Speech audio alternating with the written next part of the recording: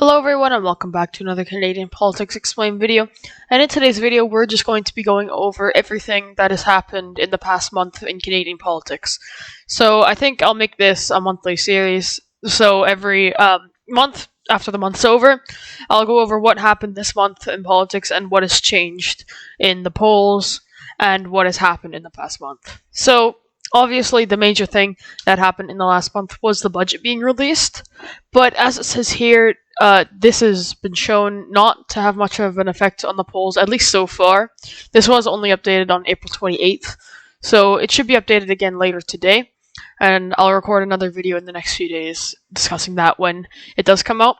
But yeah, as it says here, the polls have not changed too much after the budget was released on April 19th, but a lot of the polls weren't actually taken after the budget. We only have a few. Such as these ones. All of these were taken slightly after the budget, but we won't really know the true effect until this week or the week after. So, an election from the budget is also unlikely. This is because of Jagmeet Singh. He has said that he does not support having a summer election because of the continuing COVID-19 pandemic and the danger of having an election during a pandemic. Even though there have been safe elections held, but he thinks that a federal election is not necessary. So the budget will very likely pass, and there will not be an election. So as you can see here, as of April 28th, the Liberals are projected to win 172 seats. This has gone up a little bit since the beginning of April. As you can see here, on March 31st, it was at 171, and it did dip down to 169 on April 6th. So basically, the Liberals have gained a few seats in the seat projections, at least not much that is significant. The Conservative Party, on the other hand, have lost a few seats. As you can see, March 31st, they were at 108 projected seats, April 6th, 110. And as you can see here, now they're at 107 seats. And the NDP and Bloc Quebecois have not really changed their levels of support. They both experienced dips. As you can see here, the NDP had a dip of 23 seats projected, and the Bloc had a dip of 28, but now they're back up to what they were at the beginning of the month of April. And the Green Party has been projected to win 2 seats for quite a long time now. As you can see, it has dipped down to 1 a little bit over the past 6 months, but overall it has not changed too much. And they're still projected to keep Elizabeth May's seat and their other seat that they hold in BC. They are projected to lose the seat that they hold in Canada, however, to the Liberal Party, who held it before. So, this here shows that not much has really changed in April. As you can see, the month was slightly more volatile than recent months. As you can see, February was fairly stagnant, at least in the seat projection. March had a little bit of a dip at the beginning of the month, but overall it stayed pretty consistent after that. But the month of April saw many Liberal increases and then dips after that. As you can see here, the Liberals did go as far as 176 seats into majority territory, but now they are back down to only 172. But as you can see, just by these lines, there's way more activity in April than there was in March or February. And obviously COVID-19 still remains a large issue in Canada. As you can see here, cases have been or did increase in the month of April, at least in the first half of it.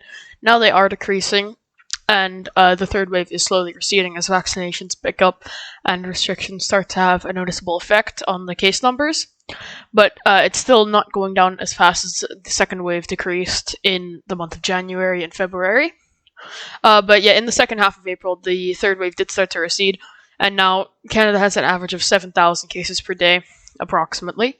But Alberta is the one place in the country where cases are still increasing. As you can see here, their average has been increasing pretty significantly, actually, throughout the month of April. And also into the month of May, as you can see here. And this continued on from the second half of March. So if I scroll down here and look at Alberta, as you can see, 2,400 cases on May 1st, 2,000 on April 30th. Both of these were new records at the time. And yeah, so this is the only place in the country where it is rising. As you can see, BC is receding, Saskatchewan receding. Manitoba is also another place where it is rising. But their third wave did happen at a slightly different time, as it did not really start increasing too much until the second half of April. So Manitoba cannot really be included in the third wave calculations, as it occurred at a slightly different time, about 2 or 3 weeks later. Ontario's has been receding since the beginning, or since mid-April. Quebec did not have much of a third wave. As you can see, the numbers did increase to about 1,600, but they never increased to the levels of the second wave. And in Atlantic Canada, they are currently experiencing a slight surge, but as you can see, it's nothing compared to the rest of the provinces, with only about 5 cases in Nova Scotia, 1 per day average in PEI, and then more in Nova Scotia and New Brunswick, obviously. Nova Scotia is currently experiencing a huge rise in cases, as you can see here. I might have to make a video on this, actually. I did not realize that it was this sharp. But, as you can see, overall, caseloads are decreasing, but some areas of the country, like Alberta and Nova Scotia, do have increasing case counts. So, where do the opposition parties need to gain support in order to gain significant numbers of seats? So, if I go to the 2019 election map, the Liberals' obvious option for gaining support is in this western area of the country. As you can see here, Alberta and Saskatchewan, they won 0 seats. And in BC, they only won 11, with the Conservatives winning 17. And BC is the main area where they have hope of gaining a lot of seats off the Conservative Party. And as you can see here, they are projected to do just that. So if I go here to seat projections, as you can see, they are projected to take 5 seats off the Conservative Party, as they are projected to win 17 seats, and the Conservatives 12. The NDP are expected to stay consistent at 11 seats. So this is the main area where the Liberal Party needs to gain support. And they also need to gain support in these provinces of the Prairies and Alberta in order to be able to get over the edge of a majority government. And they do not really need to gain support in Ontario or Quebec, but this would kind of decrease the amount of seats they would need to gain in Alberta and Saskatchewan and Manitoba in order to form a majority government if they were able to increase their support in these provinces.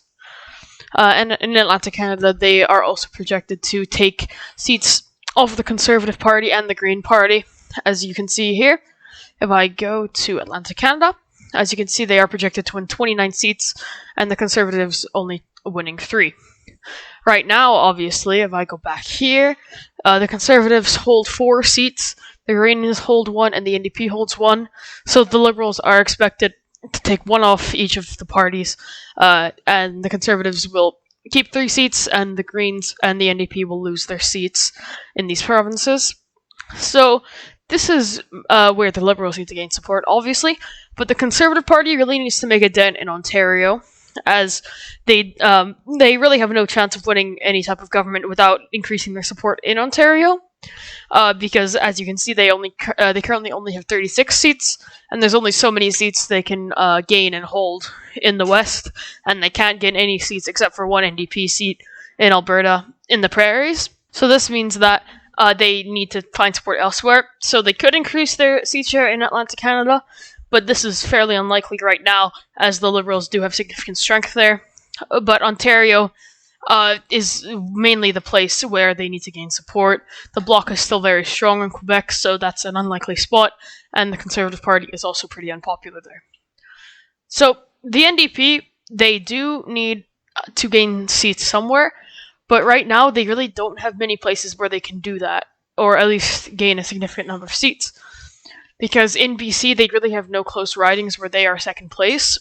In Saskatchewan and Manitoba, they have 2 ridings, but in the rest of the country, they do have a few ridings where they are within 10 points, but there are very few of these ridings, and in most ridings where the NDP are second place at least, they are behind by wide margins, and they really have no chance of winning these seats, except if something big changes, which right now, as shown by the budget, it seems like nothing much big is changing, at least as we speak right now. So, the Green Party, I will not focus too much on them, as they really have no chance of increasing their seat share, as they will likely lose their seat in New Brunswick and hold their seat in BC, and elsewhere in the country they do not have enough support in order to gain any seats, and most ridings they are polling at 4th place. So that's mainly where every party needs to gain support in order to form a government in the next election, or at least theoretically. So that's all I have for you in today's video. Thank you for watching, and I'll see you all later.